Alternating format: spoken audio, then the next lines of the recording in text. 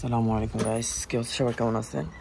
আজকে হালকা আমার লাইফ স্টাইল সম্পর্কে শেয়ার করব যে আমি সকালে ঘুম থেকে উঠে কী করি। সকাল বাজে এখন 7:30টার মতো বাজতেছে। সো ওইটা গোসল করছি, আগে গোসল করে এখন জবের উদ্দেশ্যে রওনা দিলাম।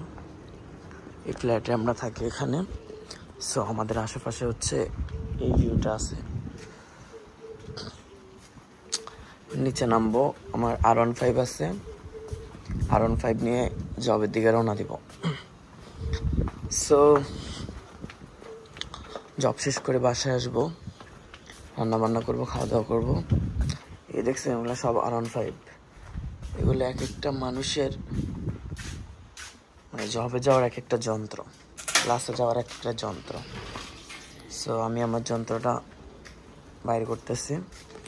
সো আমি আমার যন্ত্রের মধ্যে উঠে গেলাম, এখন যাচ্ছে হচ্ছে জবের উদ্দেশ্যে রওনা দিতেছে। এই পাশ থেকে গাড়ি আসতেছে, ওই পাশ থেকে আসছে। এখানে দাঁড়ায় দেখতে হবে আমাদের আশেপাশে কোনো গাড়ি আছে কিনা। নাই, দেন ওকে। জাপানি কবুতরগুলো অনেক বেশি দেখা যায়, জালালি কবুতর অনেক বেশি দেখা যায়। আর এগুলো এতটাই হচ্ছে যে আপনার মানুষ গেসা হয় যে ওরা যায় না, আপনি ধরতে গেলে ওরা যাবে না। সো এই হচ্ছে আজকের ভিউ। আজকের আকাশটাও খুব মেঘলা, এই যে আকাশে মেঘগুলো দেখতেছেন একদম থোকায় থোকায় থোকায় থোকায় মেঘগুলো জমে রয়েছে। সো এখানে হচ্ছে ছোট একটা ক্ষেত, এখানে মরিচ টরিচ চাষ করে যে মোটামুটি ওরা। সো সামনে একটা ছোট একটা ক্ষেত আছে। ক্ষেত বলতে এটা আসলে মানে হচ্ছে ওদের বাড়ির পাশে আর কি একটা ছোট্ট শুকনা জায়গা আছে, ওখানের মধ্যে ওরা মাঝে মাঝে এটা চাষ করে, শখের বশত আর কি। ওখানে চাষ করে আর কি মরিচ টরিচ গাছ, অনেকগুলো গাছ লাগাইছিল ওরা। আর এখানে হচ্ছে ধান ক্ষেত। সো আমি যে জায়গায় এখন বর্তমানে আছি ওইটা একটু গ্রাম সাইড আর কি। সো এই কারণে ক্ষেতগুলো দেখা যাচ্ছে, যে পাশে ক্ষেতটা আছে ওগুলো দেখা যাচ্ছে। বাট আমি কয়েকদিন পর 5 মাস পর চলে যাচ্ছে শহরে, যেখানে ক্ষেতগুলোকে অনেক বেশি মিস করব। কারণ আমার কাছে খেতে ভালো লাগে ভাই।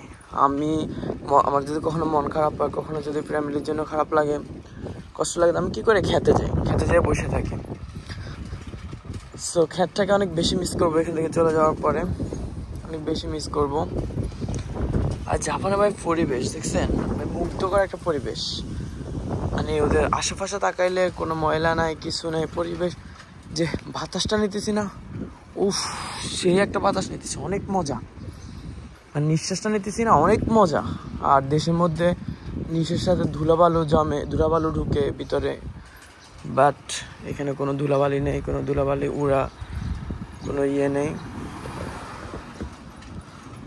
সুন্দর বাতাসটা নিতেছি, আল্লাহ তাআলার দানীয় জিনিস নিতে সমস্যা কি, শুধু একমাত্র জাপানি নিঃশ্বাসটাই মনে হয় ফ্রি, আর সব কিছু টাকা দিয়ে কিনা লাগে। হচ্ছে একটা স্কুল আর কি বাচ্চাদের।